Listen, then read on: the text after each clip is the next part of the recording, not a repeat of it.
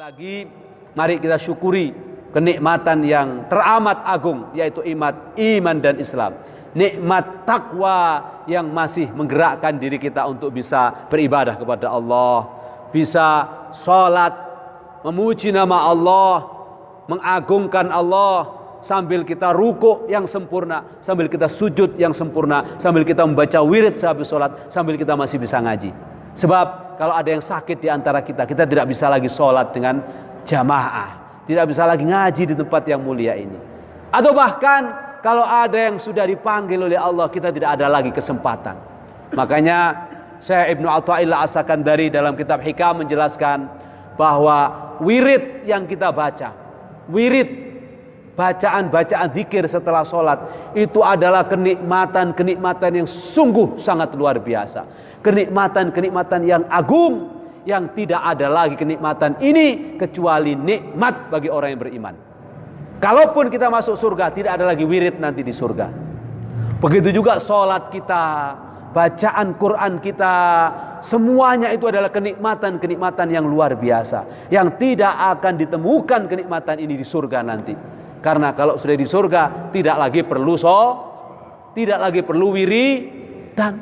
Betul apa enggak? Maka mumpung masih diberikan umur, mumpung masih bisa sholat, sholatnya berjamaah, habis sholat wiritan, baca sholawat kepada Rasulullah. Setelah itu kita masih bisa ngaji. Ngaji ini adalah kenikmatan yang luar biasa. Di surga nanti orang sudah tinggal nikmat toh. Tidak perlu lagi bersusah payah, harus ngaji, harus sholat, harus taklim, harus wiritan. Tapi langsung menikmati jerih payah perbuatan kita di atas muka bumi ini. Mumpung masih ada umur, ayo bismillah kita hijrah. Al-hijratu minal ma'asi ila ta'ati wal ibadah. Hijrah dari kemaksiatan menuju ketaatan dan ibadah. Hijrah betul-betul menjadikan diri kita semakin lebih baik dan lebih baik. Semoga dengan demikian Allah akan ridho dengan perjalanan kita. Dan kalau Allah ridho, Allah akan memudahkan urusan dunia dan akhirat kita semuanya. Amin. Allahumma amin. Hadirin Bapak Ibu sekalian dirahmati Allah, dalam hadis yang kedua yang menjelaskan bayanul Islam wal iman wal ihsan, beliau menulis hadis yang diriwayatkan oleh Sayyidina Umar radhiyallahu an Umar radhiyallahu anhu aidan qala bainama nahnu julusun 'inda Rasulillah sallallahu alaihi wasallam dzata yaumin ittala'a 'alaina rajulun shadidu bayadith thiyab shadidu sawadis sya'ri la yura 'alaihi atharus safar wa la ya'rifuhu minna ahadun hatta jalasa ila an-nabi sallallahu alaihi wasallam فأسند ركبتيه إلى ركبتيه ووضع كفيه على فخذيه وقال يا محمد أخبرني عن الإسلام فقال رسول الله صلى الله عليه وسلم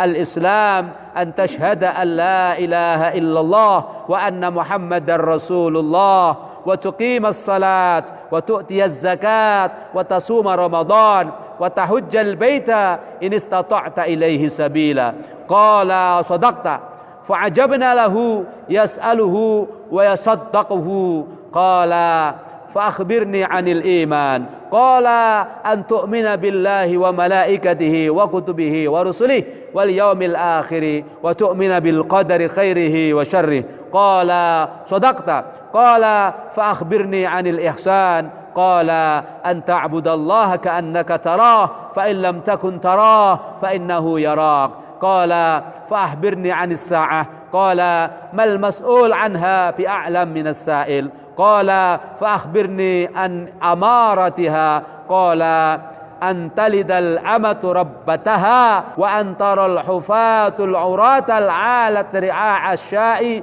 يتطولون في البنيان ثم انطلق فلبثت مليا ثم قال يا عمر أتدري من السائل قلت الله ورسوله أعلم قال فإنه جبريل أتاكم يعلمكم دينكم رواه مسلم.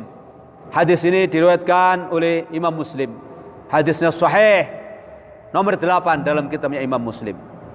Apa yang diterangkan oleh Imam Nawawi Ad-Dimashqi dalam kitab Al-Arba'in An-Nawawiyah ini, beliau menjelaskan tentang prinsip pokok dalam Islam itu ada 3. Prinsip pokok dalam Islam tidak bisa dilepaskan oleh 3 hal. Yang pertama adalah syariat, yang kedua adalah akidah, yang ketiga adalah tazkiyatun nafs. Jadi Islam akan terasa sempurna kalau syariatnya jalan, sholatnya jalan, puasanya jalan, zakatnya jalan, hajinya jalan bagi yang mampu. Setelah kita bersyahadat, imannya betul, tidak tergoncang oleh materialistik, tidak kalah dengan akidah-akidah yang merusak, apakah liberalisme atau ekstremisme. Akidahnya hanif, lurus, yaitu beriman kepada Allah, kepada para malaikat, kepada para nabi, kepada para kitab yang diturunkan pada para nabi, kitab Injil, Zabur, Taurat dan Al-Quran, serta suhuf-suhuf, lembaran-lembaran kepada para nabi dan rasul, dan beriman kepada hari kiamat serta qada dan qadar, serta diakhiri dia merasa selalu hidupnya dalam pengawasan Allah. Itu yang disebut ihsan. Apa ihsan itu? Di sini disebutkan ihsan itu adalah an ta'budallaha ka'annaka tara. Kalau kamu sedang beribadah kepada Allah, sedang sholat, zakat, puasa, haji, kamu harus seperti seolah-olah melihat Allah. Fa illam takun tara, kalau kamu tidak mampu, karena memang kita pasti tidak mampu. Kelas kita bukan kelasnya orang-orang yang mendapat anugerah, mendapat fadilah, mendapat keutamaan sebagaimana keutamaan diberikan oleh wali-wali Allah. Maka kita tidak mampu untuk melihat Allah, karena Allah memang perkara yang gaib. Allah itu zat yang gaib, tidak bisa dilihat. Tapi bagi orang-orang tertentu, dia bisa merasakan eksistensi wujudnya Allah dengan melihat manusia yang lain, dengan melihat binatang, dengan melihat tumbuh-tumbuhan. Dia merasakan Allah hadir. Nah, kita tidak mampu karena kita awam. Tapi kalau kita merasa, kita selalu bisa melihat Allah. Kalau tidak bisa, Allah selalu melihat kita. Fa illam takun tara fa innahu yarak. Allah selalu mengawasi kita. Maka itulah sejatinya kita orang-orang yang akan terjaga dari kemaksiatan. Maka orang yang bisa menjaga syariatnya dengan baik, sholatnya rajin berjamaah, rajin sodako selain zakatnya, rajin puasa, tidak hanya Ramadan tetapi puasa-puasa sunnah, kalau mampu haji dan umroh, setelah itu imannya tidak berubah, tidak karena ingin jabatan lalu nyogok, setelah itu dia menjadi pejabat dan mengatakan kalau tidak karena uang maka niscaya saya tidak jadi pejabat, berarti dia telah menuhankan uang. Sungguh dia telah melenceng akidahnya. Kalau akidahnya lurus, hanif, benar, akidahnya betul-betul Allahu wahdah, maka insya Allah dengan akidah yang benar, beriman pada malaikat yang selalu mengawasi diri kita, beriman kepada para nabi yang membawa risalah dari Allah, beriman pada kitab-kitab yang diturunkan oleh Allah, Al-Quran untuk Muhammad SAW dan umatnya, kita baca, kita pelajari, beriman pada hari kiamat, kita percaya amalan-amalan kita di dunia akan dibalas nanti di hari kiamat, beriman pada qada dan qadar. Kita hari ini duduk di sini, kita hari ini ngaji karena pertolongan Allah. Takdir Allah kita jamaah. Kalau tidak ditolong oleh Allah, tidak ditakdirkan oleh Allah, kita tidak akan ada di tempat ini. Kita beriman dengan baik, lalu saat beribadah kita merasa diawasi oleh Allah Subhanahu wa taala sehingga khusyuk ibadahnya. Saat kita bekerja, kita merasa diawasi oleh Allah sehingga tidak melenceng, tidak korupsi. Insya Allah kita akan menjadi orang-orang yang sempurna dalam beragama, dalam beribadah, dan dalam menjaga iman dan takwa kita semuanya.